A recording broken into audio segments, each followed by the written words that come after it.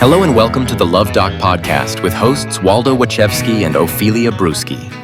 Today we are plunging directly into one of the most, I think, significant workplace friction points of the year. Oh, for sure. The often mandatory, often painful adoption of artificial intelligence. Right. And this Luv Docs, it's really something. It's not your standard white paper or tech review. No, not at all. It's a highly critical, wildly satirical advice column. An exchange between a reader who calls themselves Lud, which, is already a statement, and the Luv Doc. And this thing is just dripping with corporate cynicism.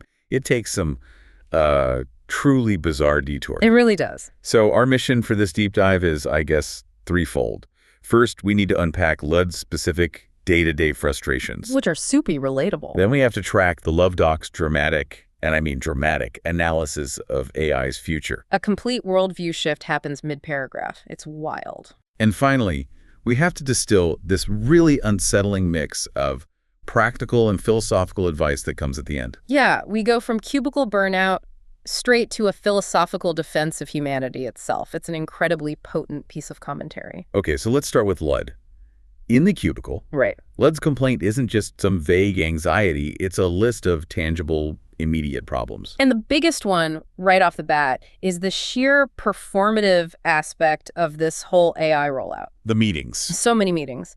Lud says upper management hosts at least 4 or 5 meetings every single week. 4 or 5 a week, just to encourage AI integration. Think about that. That means a huge chunk of your week is now just spent talking about the potential of a tool, not actually doing any work with it. It's mandated discussion, not mandated efficiency. Exactly. And the time drain doesn't stop there, does it? The actual testing process. Lud describes it as tedious and time-consuming.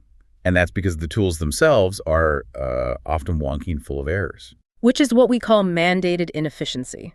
You're forced to spend your valuable time on a system that is demonstrably worse than what you were doing before. All because the order came down from on high.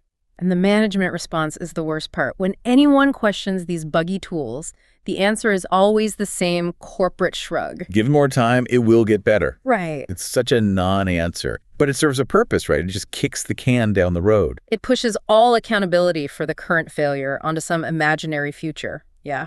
It lets them avoid saying, we spent a lot of money on something that doesn't work today.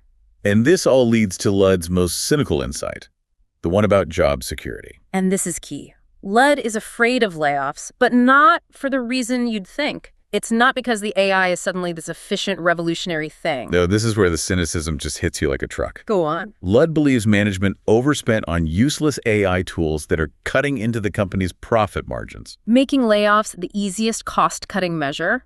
It's a classic cover-up. Exactly. The workforce gets penalized because leadership made a bad investment. It completely reframes the whole discussion. The threat isn't the future efficiency of AI, it's the immediate, current, devastating cost of AI adoption. It suggests the motivation isn't really innovation, it's financial maneuvering. Absolutely. The ability to blame the layoff on something new and shiny instead of just bad budgeting. Okay, so that's a powerful setup. But the crazy thing is how the Luv Doc's response just completely misses the point at first. Totally misses it. And it forces the whole conversation into this completely different, highly political space. Because the doc works for a newsprint publication, they literally don't know what the acronym AI stands for. Which is a fantastic satirical device. And the initial guesses are just hilarious in their cynicism. The first one is Arkansas incest. And the doc immediately dismisses it with this pointed economic jab, saying it's unlikely, especially here in Austin, what with real estate prices being what they are. A quick laugh, and then we get the real detour. The second guess is affordable insurance. And that becomes a complete launching pad for the doc to just unload. Years of frustration, yeah. And this is where we have to be clear. We're just reporting on the pretty extreme viewpoint here. 100%. The Luv Doc uses affordable insurance to go on this tirade, immediately noting the term is an anathema to Republican Congress members. And that sets up this whole scathing critique of corporate hypocrisy. Holy crap! You're psychotically obsessed with the Luv Doc, but can't think of a flashy gauche way to share your obsession with the world? Stop thinking and make a beeline for the Luv Doc's home sweet home on the interwebs, thepleasurecraft.com, where you can find a veritable treasure trove of sick merch that will make even your coolest friends super gel. Honestly, I don't know why you didn't already think of this yourself, but you're welcome. Have fun on the Pleasure Craft. It was made just for you. Let me spell it out for you one more time. www.thepleasurecraft.com. The language is just. It's designed to shock. The Luv Doc claims high-profile business leaders lined up to, and this is a direct quote, "fellate President Piggy the minute he took office," Wow. suggesting that corporate America developed a lusty taste for pork after abandoning what the Luv Doc calls their fake diet of moral fiber. It is intense. Oh. And it doesn't stop there. The Luv Doc goes after the lobbying system, saying Congress will not stop cashing lobbyist checks. And would rather shut down the government indefinitely than deny insurance companies the ability to thoroughly rape and pillage American workers. Again, just to be clear, that is the viewpoint from the Luv Doc. Yes. The intent is to show that the Luv Doc sees the entire system as inherently corrupt. Whether the topic is insurance or AI, it's a lens of total cynicism. But what's so incredible is how the Luv Doc forces this total worldview change, like mid-paragraph. The structural absurdity is the entire point. Yeah. This whole political rant is just violently interrupted by a moment of realization. Shit, I just realized. You're talking about artificial intelligence. And boom, just like that, the entire political framework is gone, instantly replaced with this absolute fervent belief in the AI future. A total 180-degree turn. The Luv Doc immediately endorses Lud's bosses. It says they're absolutely right about the tech. It's not a mild endorsement either. It's like a zealous conversion experience. You can see that zeal in the details. Oh yeah, the Luv Doc immediately name checks a really advanced AI model. What was it? Mind you, it would probably make more sense if I ran it through Gemini 3 Pro. That shit is fire. So this shows the Luv Doc has actually done the research, even if they were confused about the acronym like a minute earlier. Right. And then comes the prediction that AI is probably going to replace everybody in just a few years. Citing what they call the Damascene revelation. We should probably unpack that for a second. Yeah, so the Damascene revelation is a reference to St. Paul. It's about a sudden, profound, blindingly spiritual conversion on the road to Damascus. So it's not a gradual understanding. No, it's an instantaneous, zealous faith.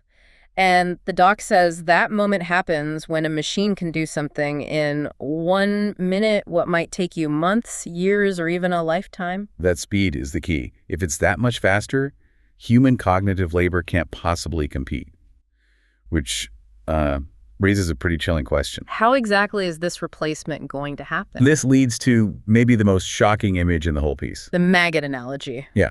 The doc predicts the replacement won't be top down, from the C-suite or bottom up. But middle out, like maggots digesting a corpse. Wow. Okay, so if we analyze that, Yeah. why the middle? Why are people like Lud, the analysts, the mid-level managers, the most vulnerable? Because the middle ranks are the cognitive synthesis layer of a company. They gather data, analyze it, write reports, create summaries. All the things that generative AI is getting really, really good at. Precisely. The AI digests all the unstructured information and then structures it for the C-suite. The top layer still relies on irrational decisions, on relationships, on high-stakes gut feelings. Things that are very human. And the bottom layer often needs physical dexterity in unpredictable places. The middle is just the softest, most rational, most easily digestible target. That makes the vulnerability so much clearer. It's not about your salary, it's about whether your work is quantifiable. Given this, incredibly bleak prediction, the doc then offers some very strange but practical survival advice. Starting with a shift to blue-collar security, Lud should learn how to work a pipe wrench or maybe some wire strippers. This is all based on what's called the last mile of automation. The doc admits robots are a bit behind the curve, especially, and I love this quote, the Russian ones. Right. So while an AI can write code, it can't easily, fix a pipe behind a wall in a weirdly shaped basement. Exactly. Physical labor in messy, unpredictable environments is the temporary safe harbor. The doc also gives this very stern historical warning about even trying to resist the change. The advice is blunt. Don't hate AI because it will just make you look silly. Comparing it to racing your horse against the Model T. And the doc says the winner is always American business, right up until their robots kill us all. Such a dark little button on that lesson. But the final piece of guidance, it goes beyond technology entirely. It's this powerful philosophical defense of humanity. It is. The doc describes AI as being fundamentally just rational and efficient. That's its strength, but it's also its biggest limitation. And humanity's edge is what the doc calls our superpower. The ridiculous irrationality of love. That's the core difference. AI runs on logic and metrics. Humans run on emotion, connection, irrational motivation. And that's the one thing AI can't really emulate because love is, by its nature, inefficient. It's what drives a CEO to make a huge, risky bet based on a gut feeling, not just a spreadsheet. That ridiculous irrationality is what makes us valuable, even if it also makes us slow. So what does this all mean for Lud, who's caught between this maggot analogy and the Model T? The Luv Doc gives a final dual mandate. A command, really. It's stark. Work that shit. Also, learn AI. You have to embrace both sides. Yeah. You have to pursue your unique human superpower. While simultaneously mastering the very system that's designed to replace you. So this whole column, it gives us two extremely different but equally cynical views on AI right now. You start with Lud's view.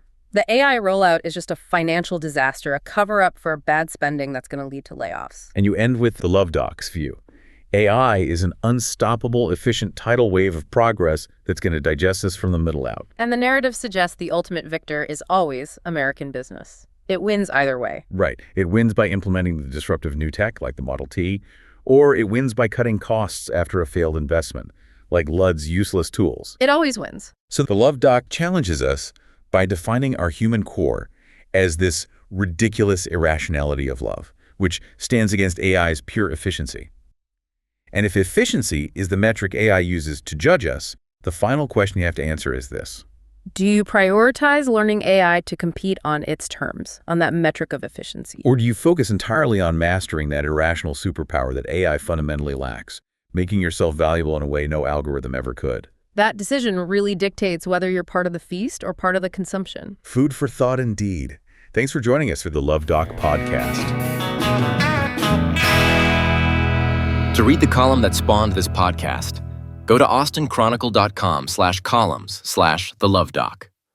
There are probably worse things to do with your time, right?